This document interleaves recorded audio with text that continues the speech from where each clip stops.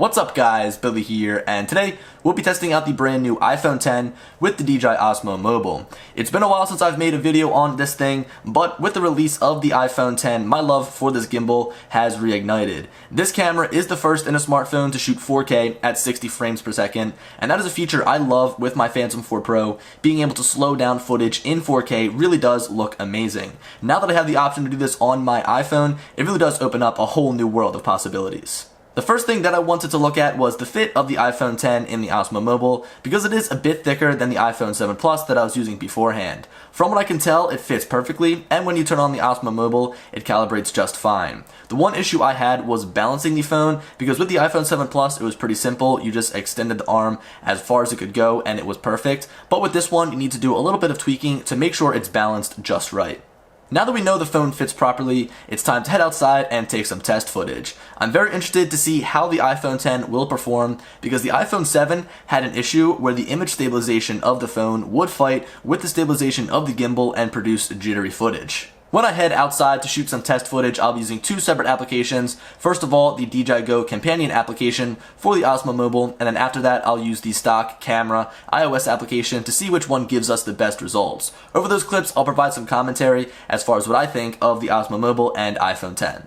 Alright, so this first clip that you're watching was shot using the DJI Go application on the iPhone X on the DJI Osmo Mobile. And I think it looks a lot better than the iPhone 7 Plus footage, but I still feel like it's jittering just a little bit. And maybe not so like up and down, like jittering and bobbing around, but I feel like it's almost shooting at a lower frame rate. I feel like it's lagging behind in certain frames. And this could have just been an issue of mine transferring it over from my phone to my computer. But if you look at this clip here, basically the same exact shot using the stock iOS camera application, it looks 10 times better and 10 times smoother. Now, I don't want to turn this video into an application war between the stock iOS camera application and the DJI Go application, but as of right now, I think that the regular camera app on your iPhone X is going to produce the best footage. I also want to mention that if you don't use the DJI Go app, you aren't going to have access to things like Active Track and Panorama, yada yada yada, but if you're just going to be shooting regular footage, regular video, nothing special, I think that the stock iOS camera app, again, is going to be your best bet. Now, I couldn't help myself, I continued to shoot using the stock iOS camera app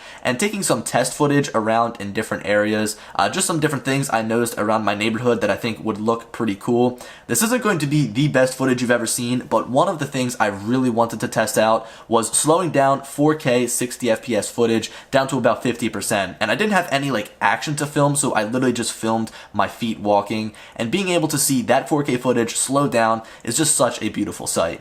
The DJI Go app on the iPhone X is in the same boat as the DJI Go 4 app, as we have to deal with a cropped version. On something like the main screen, it isn't the biggest problem, but once we get to the camera view, it crops down even more so that we are able to use the home swipe feature. I feel like this is definitely more of a drawback when flying a drone, especially when you're shooting a large landscape, but I would still definitely like to see this app get optimized for the iPhone X screen. Another thing missing from the DJI Go app is the ability to shoot in 4K at 60 frames per second with the new iPhone X camera.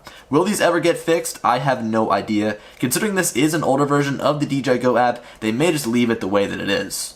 But guys, that's going to do it for this video. The DJI Go app definitely needs some tweaking here and there so that it will be more compatible with the iPhone X. But for now, you guys can always use other applications like the stock iOS camera app. And another one of my favorites is Filmic Pro, although Filmic Pro hasn't even been optimized for the iPhone X yet either. So we're kind of in this gray area right now where we need to wait for things to be updated to actually work with our new device. But yeah, guys, that's going to wrap it up for me. Be sure to follow me over on Twitter and Instagram. I'll throw the links down in the description. It's just at Billy Kyle. I've been trying to be a lot more active over there, especially on Instagram, trying to post pictures frequently from the different places that I've been traveling to. But guys, hope you enjoyed the video, and as always, I'll talk to you later. Peace.